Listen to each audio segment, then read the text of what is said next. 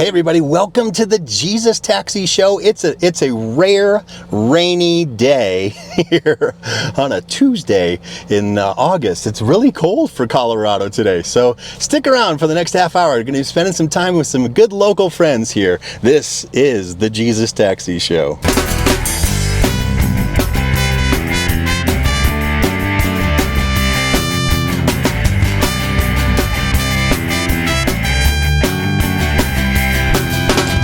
You're the reason. You're the reason. You're the reason. You're the reason. You're the reason. Hey everybody, welcome to the Jesus Taxi Show. I'm your host, Wayne Hanson. We're so excited to be in the taxi, even on a rainy day. Any day in the Jesus Taxi is a good day.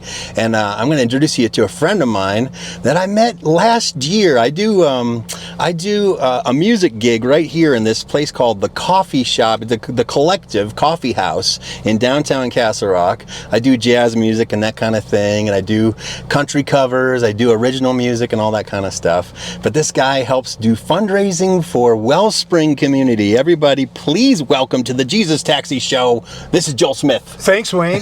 I'm glad you're here. It's awesome. It's awesome. So we're going to ride around in the Jesus Taxi. I'm going to put it into auto cut. And we're going to talk about Wellspring.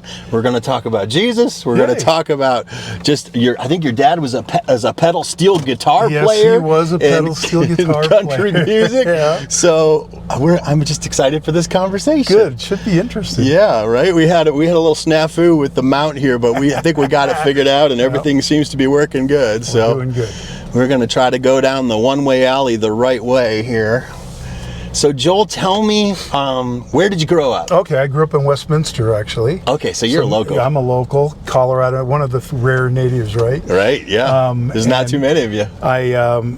My real career was in intercollegiate athletics, and so I was the athletic director at Fort Lewis College down in Durango. And what sport? And all of them. I ran the whole department. Okay. Then 11 years I spent as the commissioner of the Rocky Mountain Athletic Conference, so that was in Colorado Springs. In Armac. The Armac, yeah. I was the commissioner. It's funny that you and I have not talked about this because one of my youth pastors in Grand Junction is a guy named Coach Brett Crabb. Okay. He was the Armac champion at Western State in Gunnison. Okay, yep. And you probably met him at some point. I think I know that name, yeah. So I've met a bunch of people. And then he was the head coach at Littleton, at Columbine High School. Oh, very cool. So, okay. Yep. And then I was up in Chadron, Nebraska for the last 11 years. Okay.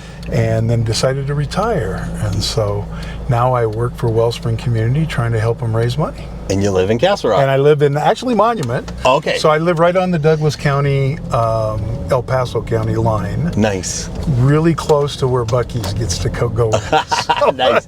When I moved to the Front Range from Grand Junction, my first house was in Monument. And right on 105 on the east side when you get towards Black Forest over there. That's kind of where we're at. So it's beautiful. It's nice country. Yeah, 420 New London Way. That's the old house. Okay. You remember the address. Oh yeah. I remember my kids still remember it because they were in grade school then, and you wanted to make sure that your kids had their address memorized. Yes, that's true. In case they ever got lost, and it was a safety thing. You know, I don't know if they make kids do that anymore. I don't know if they all have cell phones. Does anybody stay any place long enough to do that anymore? Right? Yeah. I've got 6 kids, and so they're all over the place. So I could not repeat their addresses. Right? So oh, for sure. I'm sure they can't harm. Yeah. I'm going to actually drive over to the other Wellspring location. Okay, great. That might be a good thing to do. That's we can kind of awesome. look at it. And so I got 3 cameras. I have a windshield cam. Right. You have a cam and I have a cam. And then I've got a rear view. Like this whole thing we actually have 7 cameras in the taxi. My so it's a lot. So you can get all kinds of Oh yeah, you get tons of footage, tons of cool footage. So tell me all about Wellspring and community and why. Sure. What got you into it? Okay, very interesting story, I think. But Wellspring Community has been around for about 17 years.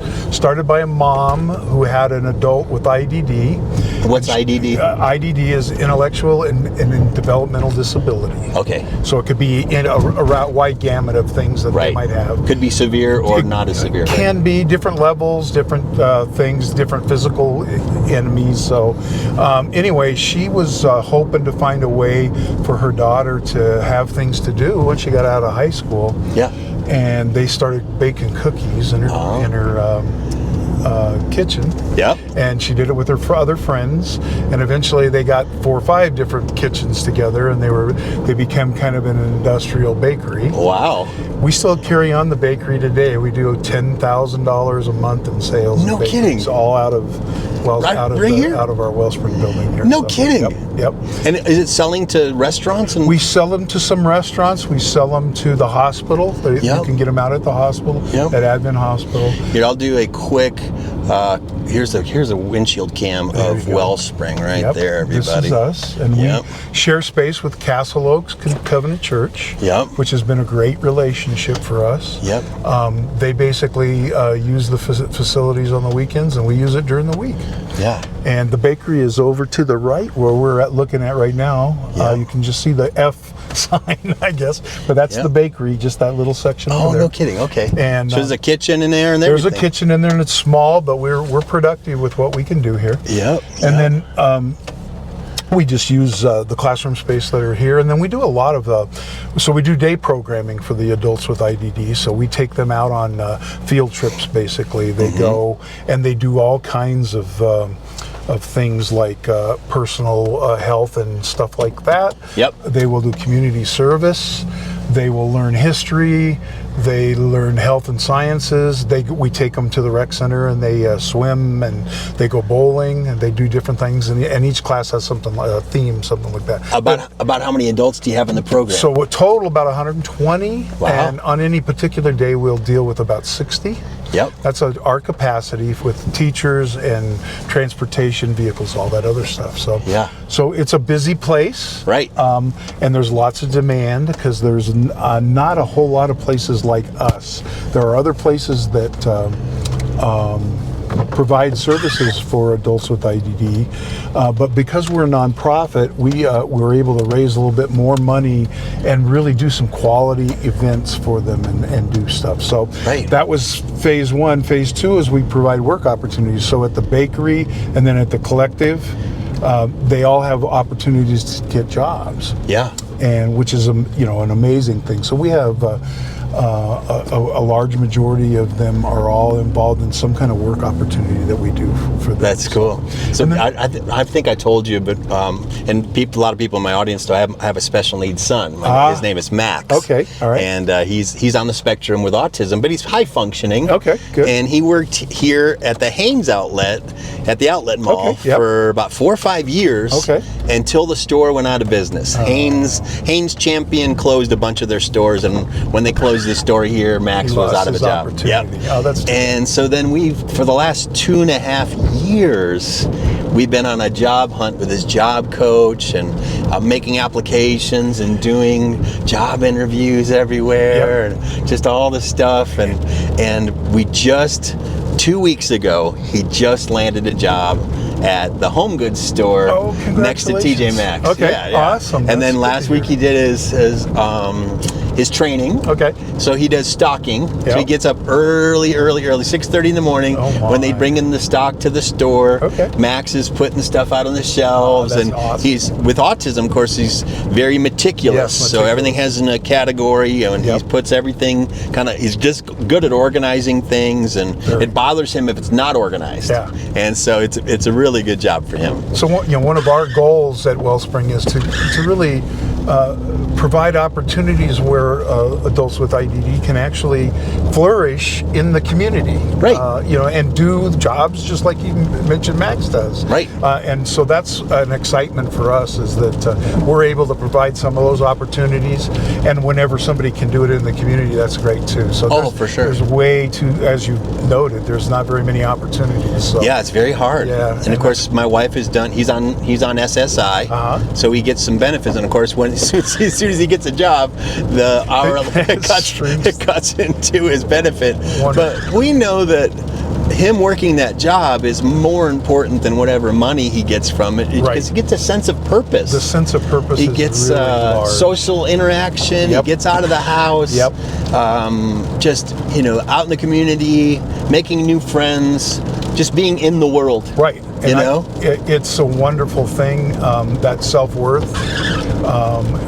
We see it in all of our stars that are actually out there working in our facilities and the stuff they do. They're so elated when something good comes out of all of that. Right. You call your clients just the stars. So that's it's an acronym. I can't remember what it's for, but it's basically something that our program teachers use. Right. Just to kind of to give them a little bump. Of course. But for us, really, we want them to be more just like you and I. Right. Because they do. They function like you and I. Yep. And they just have challenges like we all do. Of course.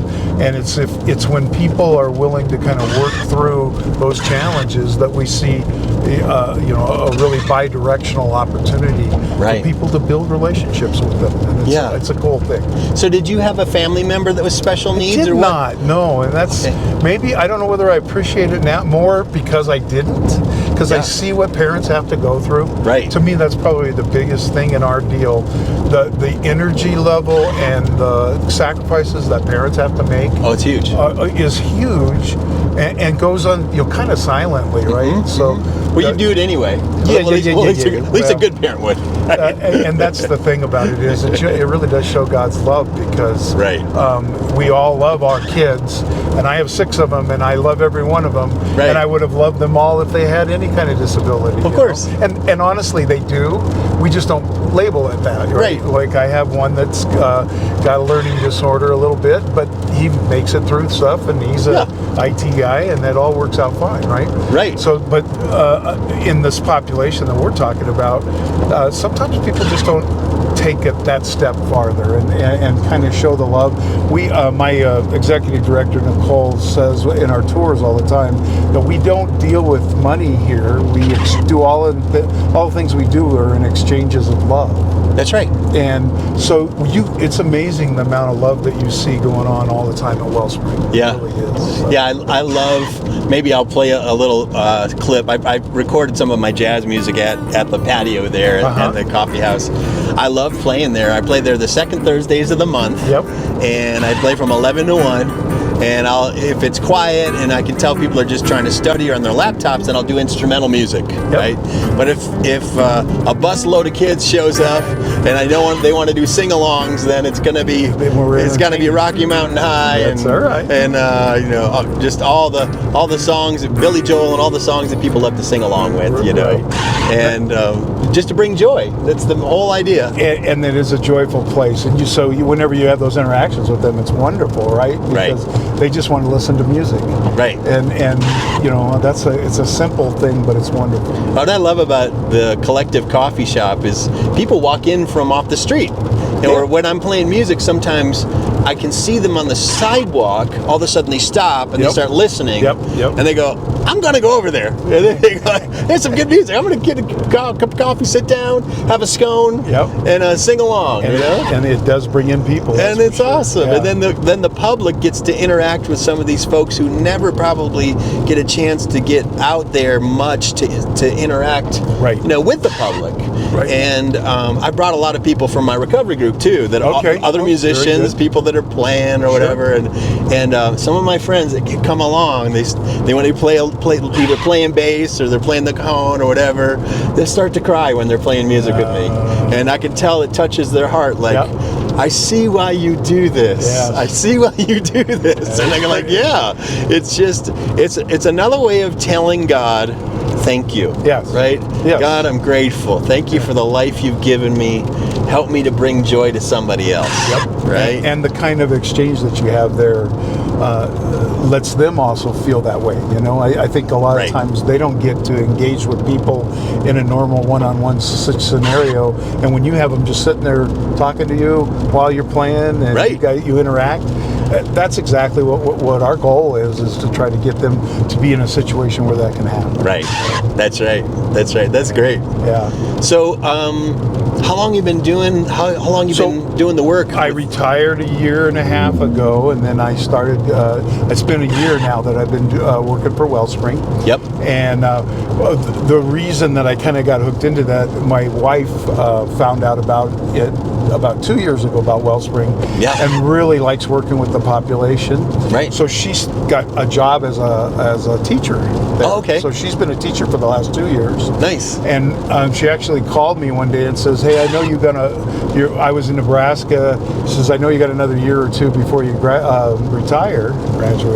And she goes, "How would you feel about me taking a job in Castle Rock?" Yeah. And I said, "You should do it if it's something that you really love." And she does. She loves the job. That's she loves awesome. working with the participants that we have. Right. And every day is really creative for her because they get to kind of create their own curriculum. Yeah. So they'll come up with all kinds of things. So she does a Bible study over at St. Francis of Assisi. Yeah. And then they also pull weeds. Yeah, okay. It's part of the Bible. Right. And Right. she had them up at Mother Cabrini Shrine here a couple of weeks ago. Yep. She will take them to Help and Hope, which is the, Cool. Yep. If you know what that is, another wonderful food bank, organization. Yep. clothing store, Yep. thrift shop, all that Yep. stuff. Yep. And they go over there every Monday and just stock shelves for them. That's really cool. And so there's just so many ways that we integrate with different groups that are doing things for the community that it's just wonderful. It really That's is. awesome. That's awesome. Well, Joel, can you believe it? We're about halfway through Oh, my already. goodness. It goes so fast. But I have a little promo for my church. We're actually, if you see where I am, Yep. I'm about out to Highway 105. Yep. If I can go drive by our church, I will. But here's a little 30-second promo. If you're looking for a good church to try out in Sedalia, Colorado, come check out Summit Church. What do you look for in a good church? A loving spiritual family? Life-giving messages that help you draw closer to God? A place to raise your kids with moral values? A place to connect? A place to protect? And a place to grow? You can find all this and more at Summit Church of Douglas County in Sedalia, Colorado. Summit Church isn't a perfect church, but it's a loving spiritual family nestled in the foothills of the Rocky Mountains in Sedalia.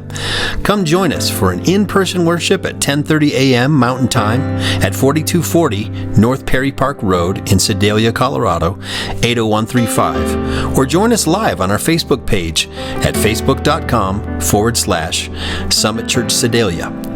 For more information about our ministry, visit mysummitchurch.com. Do you want to start a relationship with God? Visit 29minutes.org and learn more about how to have a friendship with Jesus Christ. Well, hey everybody, welcome back to the Jesus Taxi Show. I'm in the car with my friend Joel Smith from Wellspring Community, and we're driving out near my church on Highway 105. It's going to be coming up here on the right-hand side, but I'm going to put it back in auto cut, and we're just going to keep talking, Joel. All right. So, you and I both are big fans of Jesus Christ. Yes, sir. We are very big fan. So, did you grow up in a Catholic home, or what was your Actually, interestingly spiritual enough, story? So my parents weren't really very spiritual. The one thing I will say they did was they let us go across the street to the Sunday school. Yep. And stuff like that. And so there was a Methodist church across the street from our Okay. house. Yep. So I sort of grew up around that kind of stuff. Yep. As I got into high school, I kind of tried a couple of different things, did a lot of stuff, went to a couple of evangelical churches. Yep. And then eventually, when I met my wife, who was Catholic, I decided to convert to Catholicism, and it's been a wonderful experience for us. Yeah. It really has. That's awesome. That's awesome. So I don't carry with me the cradle to grave Catholic stuff, Right, but I've right. learned a lot through that. I'm the sure. pieces that we I'm got. sure. So this is a question I ask everybody that comes in the Jesus Taxi. Okay. Who is Jesus Christ to you? Well, he's first and foremost my friend. Yeah. He is the person that I like to emulate. and he is the one. In some ways, he's a taskmaster for you. You know, because the things that Jesus wants you to do aren't always the things that your soul tells you to do. Yeah. And so consequently, you tend to waver. Yeah. And without his guidance, without Scripture, with all of the information that you need to get yourself back in line, you'd be lost. And, right. And we have lots of people, unfortunately, who are lost. Right. Yeah. I've been lucky. I've had a lot of blessings in my life, and I'm appreciative of it. And that's what Jesus means to me, is those blessings. Yeah. Yeah. That's beautiful.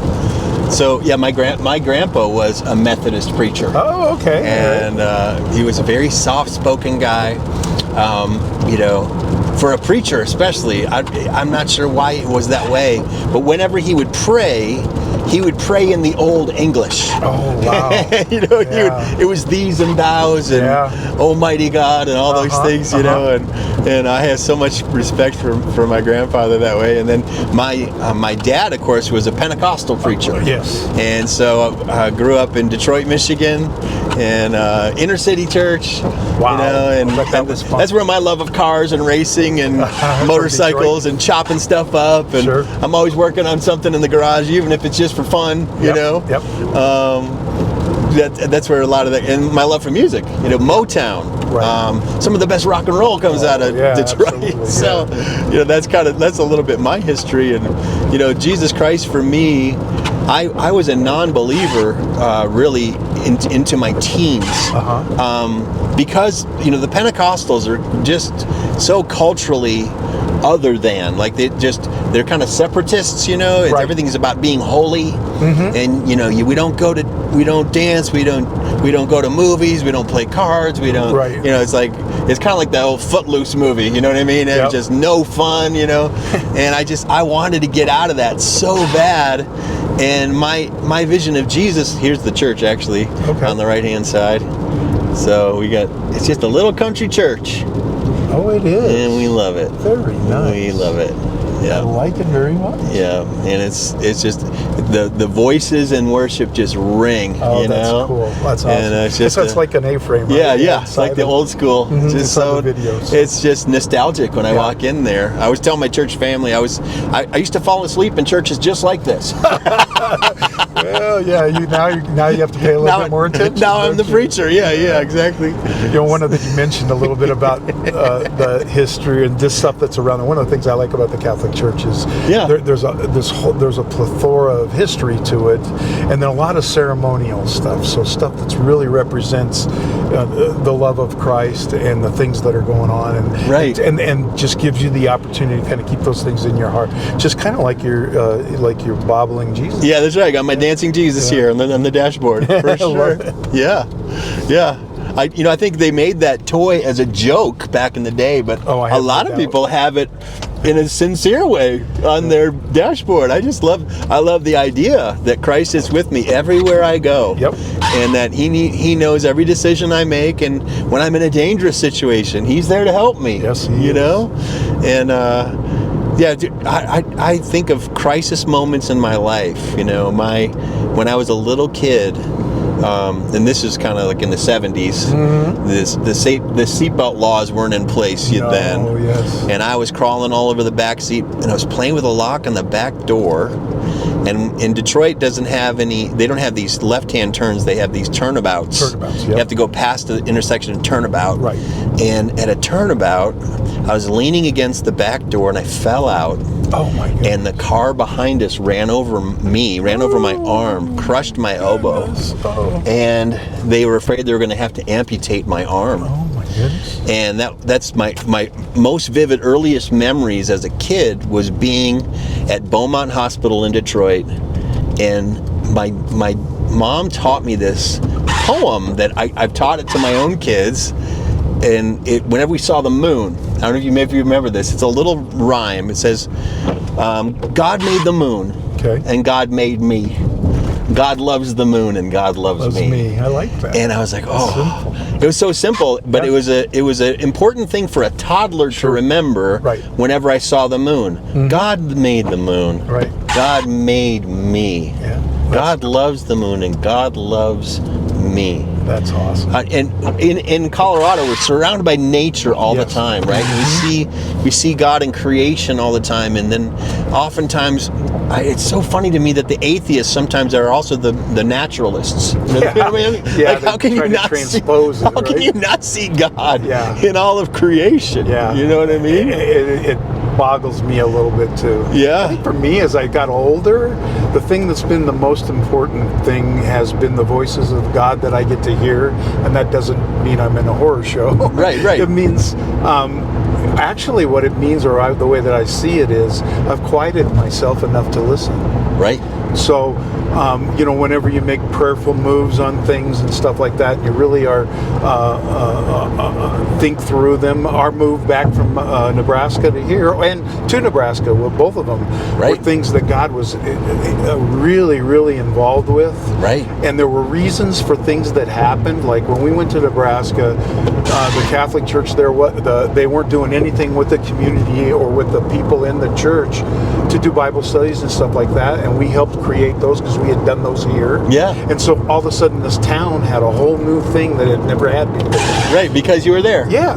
And then at some point that all kind of wore out its welcome and moved around. Yep. And then the calling becomes to come back to Colorado where we wanted to be. So it's, and God works in mysterious ways, and that's I've lived that now, and I'm learning as I get older to listen more. Right. To what he has to say. That's right. I've been. I think I've shared with you before. I'm a person in recovery, and I've recovered and clean from drugs for decades now, and I've got my 6 years in sobriety from alcohol, which is a big thing. Yeah, thank you. Yeah. It's a big deal. But without God, I know I wouldn't be able to do that. Yeah. He's the higher power that we talk about in the rooms of recovery. Yep. And you have to have that strength because you can't do it on your own. Right. Yeah. Have you ever read, there's a book by a Catholic guy that I love so much. It's called The Ragamuffin Gospel. I have not. Sounds interesting. It's really interesting. Okay, He was a mentor of a Christian musician named Rich Mullins. Okay. And Brennan Manning writes this powerful story of recovery. He was a Franciscan deacon and became alcoholic after he got into the ministry. Wow. And he ended up going to Hazleton in Minnesota to detox and go through rehab. And he just explains kind of his whole faith journey as a Christian that had to make the admission that he was alcoholic and that he needed God's help to really stay sober. Right.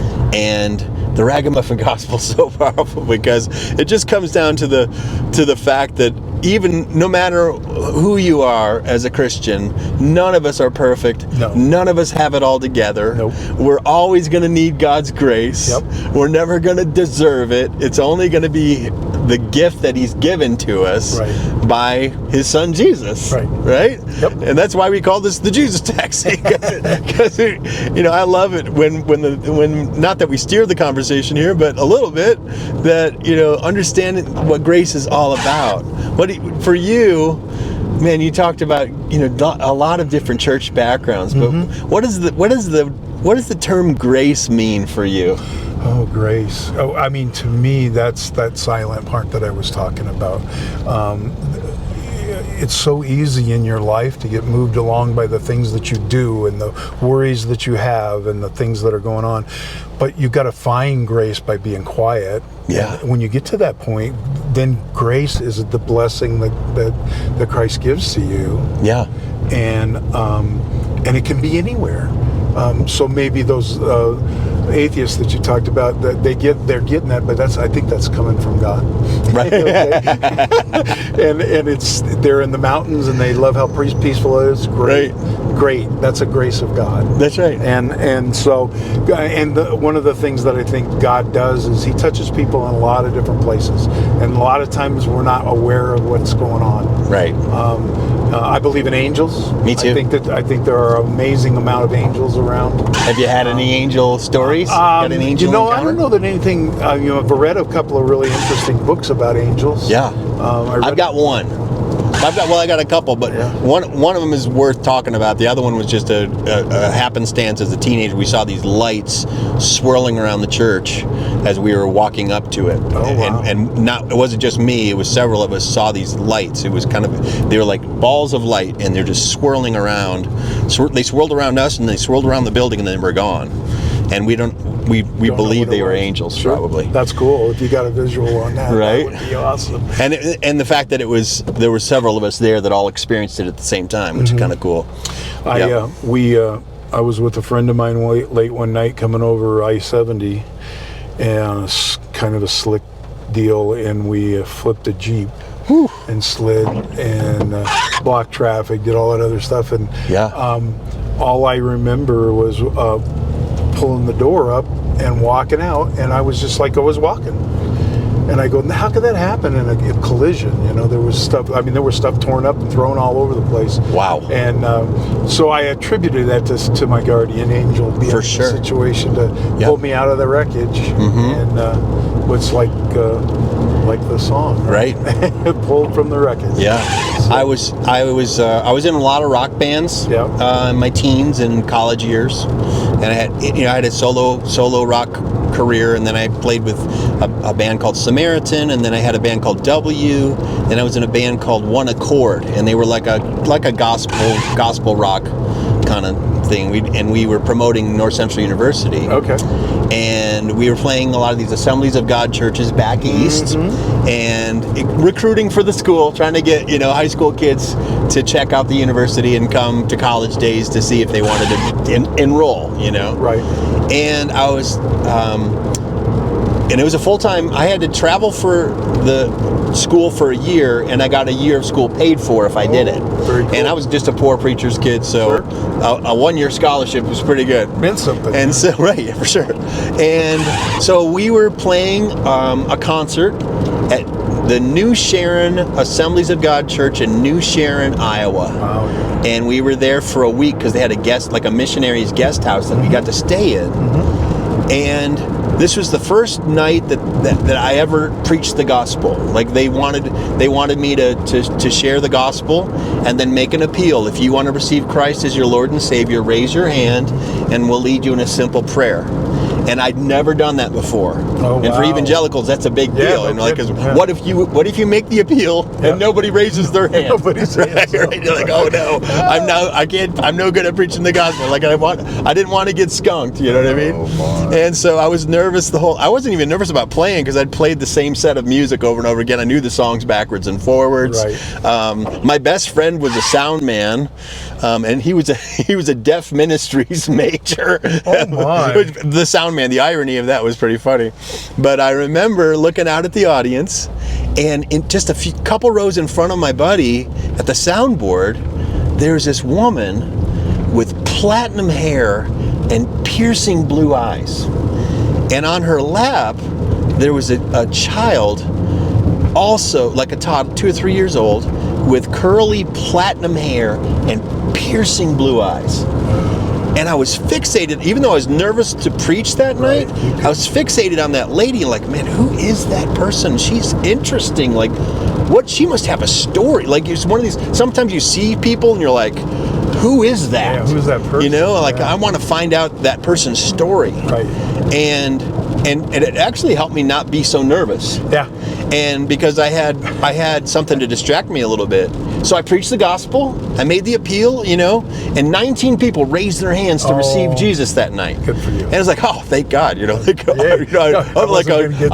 going to Bible college. I know how to preach the Bible. Thank God. That's cool. And so I was kind of high on myself. I was glad that everything went good, and we were packing up because we were leaving that night to go to the next town. Okay. And so we were packing up the equipment, coiling up the cables, putting all the instruments away, getting ready to put it on the bus. And suddenly the lady's standing right there next to me, the lady that I saw by the soundboard. And I said, oh hi. And she just nodded and smiled. And she touched my arm, and she said, I enjoyed tonight. And I said, oh, I'm so glad. And she said, I want you to remember something. And I said, oh, okay. Like, she just took me off guard with these things. I want you to remember something. I said, okay, what is it? She said, always stay humble. And I said, Good stuff. yes, ma'am. But what do you say? You're like, no, you don't say no. Yeah, that's just go, oh, okay, thank you. And then she smiled, and she nodded, and she turned to walk away, and I kind of nodded and gave her a little half wave, and I go to grab a microphone stand and to coil the cable. In a split second, I look back and I was like, that is strange. I look back and she's gone. Oh, wow. And this is like a 300-seat auditorium. Okay. And she couldn't have gone anywhere. Right, there was no place Because to go. I was facing the fire exit in this side, and the only other main door was at the far end of the auditorium. That's amazing. And I go to my bandmate, Tammy, I think it was. I said, hey, did you see that lady I was just talking to? She's like, what lady? Oh, yeah. That's, I said, no, she was standing right here. We were just having a conversation, me and the lady with the blonde hair. Yeah. No, you couldn't have missed her. She was sitting right in front of the soundboard. Oh, wow. And I go to my buddy Mark, hey, did you see that lady? She was sitting right in front of you. And he goes, what lady? No way. Nobody saw the lady. Wow. I started freaking out. I'm back at at our merch table, and the pastor comes up to me and goes, brother, I think you had a visitation. Oh, yeah. And I was Sounds that way. I was like, maybe I did. and so the message was always stay humble, That's right? good. And that's true for no matter who you are, Yeah, I think so. or how big you get, or anything in life. You know what I mean? Well, God has an amazing way of humbling you if you can't stay humble. Right. Oh, for sure. 100%. Yeah, no doubt. 100%. Well, and you and I share in common that I used to play a lot too. Yeah. And I had a gig once. Actually, a friend of mine was a piano player. Yep. And he asked me to sing an old Elton John tune. Okay. Indian Summer, I think. Yeah, it's called. yeah. I'm familiar. And beautiful piano piece in it. But he wanted me to sing because he didn't sing, and I never had sung in front of anybody without my guitar in front of me. Oh. And so your guitar was your security blanket. Yeah, that was big time. I didn't realize it probably as much until I did this. Right. But I got up on the stage. He's in the orchestra pit with his piano, and I'm getting ready to go. And there's a lead up, so the piano's just playing way before you sing. Right. And these two girls sitting down in the front row go, "Look at his knees shake." And you know what? I have never been nervous in front of people since then. No kidding. I don't know why. That was it. That's all it took. It was so funny that they said that, and I plowed through it, and now I've never been in a situation where I go out there and I'm nervous. Isn't that interesting? Yeah, it's funny. I found when I was recording myself doing jazz, because I do so much worship leading, playing and singing, I was uncomfortable just playing instrumentally. Out of your element. Right. Yeah. And so I found myself rocking back and forth, and I couldn't, when I watched myself, in the playback, like, why am I doing that? Right. I'm like, just stand still, weirdo. I just don't move. Right, Yeah. don't move. Yeah, just concentrate. It's not about performance in that moment. You're just trying to play the notes accurately. Yeah, it's so funny. And it's working in the element, right? And Yes. When you go outside your element a little bit, then it makes it a little bit get more nervous. A little more nervous. Yeah, that happened a month ago when I was playing keyboard instead of guitar at church. Yes. I was very nervous. Yeah. We had a recent experience where my wife's brother, their wedding video was on a YouTube thing that we were looking at. Okay. And I had sung at the wedding, and it's in this great big Catholic church back in California. Yeah. And I didn't realize it when I did it, but the sound was just phenomenal. It was one of those places where everything came out. Echoing. So yeah. So and I don't remember this. Oh, I think I did the old Peter, Paul, Mary wedding song, right? Yeah. And it was, whenever I was hitting these notes, they were just reverberating everywhere. And I just don't even remember that in my mindset. So it's good to have video, I guess, is what For sure. the point Yeah, I'm yeah. trying to make. Because a lot of times you forget the experience that you have. That's right. Yeah. Because you're so in the moment. Right. Yeah. Yeah. Well, we're near where we started. We went in a circle. We did. We It's kind of saw a Wellspring. strange We circle. talked about Wellspring. How can people visit your website, ministry, and all Well, that stuff? we certainly are a nonprofit, so we are always looking for contributions and those kind of things. And you can go Volunteers. to volunteers is a big part of what we do. We have over 100 people who volunteer for stuff there, and you can get information about us on our website, which is wearewellspring.org. So you can learn a little bit about that. But what I always want to encourage people to do is come take a tour of our place. So every other Thursday we do tours, and it gives you a chance to intermingle with the adults that we have there in our program. Yep. And I guarantee you that you will walk away feeling loved. Yes. So if you can, this is the one few thing that doesn't cost you anything, but if you go on one of our tours, you're going to get back some love. So, Yes. and it's pretty cool. So That's beautiful. hopefully you'll check that out. That's beautiful. Definitely will. Definitely will. Well, Joel, I always end an episode just sharing a simple way for someone to receive Christ. I know you've made the decision to follow Christ, Yes. and you trust in Him for the grace, and so do I. And like a good evangelical, I love a good version of the sinner's prayer. And that same prayer I was talking about that I preached in Iowa that night is similar. I love racing, and one of the great racing brands of all time is STP. It certainly is. Scientifically treated petroleum. Petroleum. But for me, STP stands for something different as a Christian. It stands for sorry, thank you, please. Oh, very nice. If you'll just make a decision to say, you know what, I'm going to surrender. I'm not going to live for myself anymore. But I want God to come in. I want Him to forgive me of my sin. I want to start a friendship with Him.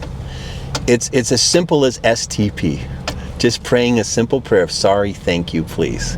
And I'm going to put it in park here and pray. All right. And if you want to pray after me, you can. And Okay. certainly if you're online or you're watching the show on television here, why don't you just pray this prayer with me right now? Just repeat these words.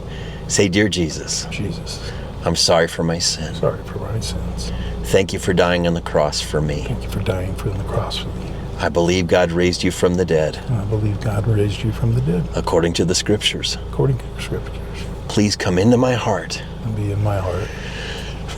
Forgive me of my sin, Forgive me of my sin. and be the Lord of my life. And be the Lord of my life. I want to follow you, I Jesus, want to follow you, Jesus, from this moment forward. from this moment forward. Amen. Amen. Amen. Now, if Yes. you prayed that prayer, that's a game changer. Yes, it is. It's a Right? big one. It's If a big one. you put your faith in Christ, He Yep. makes all the difference. Right. Joel, thank you so much. My pleasure, Wayne. I Thank you for letting me appreciate you. have some time with you. Of course. And you guys are the best. Appreciate your support online. We did start a Patreon page now. So if you want to get on Patreon and support the ministry on a monthly way, there's some really cool ways to be involved with that as well. But thanks for joining us today on the Jesus Taxi Show. Join us next time. And here's another way you can get involved with social media.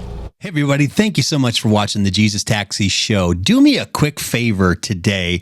This is Wayne Hanson. I'm the host of the Jesus Taxi Show, and we would love to have you visit our Facebook page. Give us a like and a follow, a subscribe if you're on the YouTube channel. And on the top of our page, pinned to the top, is our merch shop. If you go to the Jesus Taxi Show merch shop, it looks a lot like this, and you'll see on the merch shop, we've got muscle shirts and trucker hats. There's a Jesus Taxi air freshener, a sweatshirt. We've got our Wings 91 of protection sweatshirt from our annual motorcycle outreach, some stuff there from Summit Church, and we would love to have your support. So go to the Facebook page for The Jesus Taxi on Facebook and like us, and then buy some merch and support the ministry. We're so glad you watched the show today. God bless, and we'll see you next time. You're the reason why the sun keeps going up and down every day. You're the reason why I'm standing here and singing out your highest praise. You're the greatest reason why I'm loving life this way. I clap my hands and I sing and dance and I make some noise, make it, 'cause you're the reason.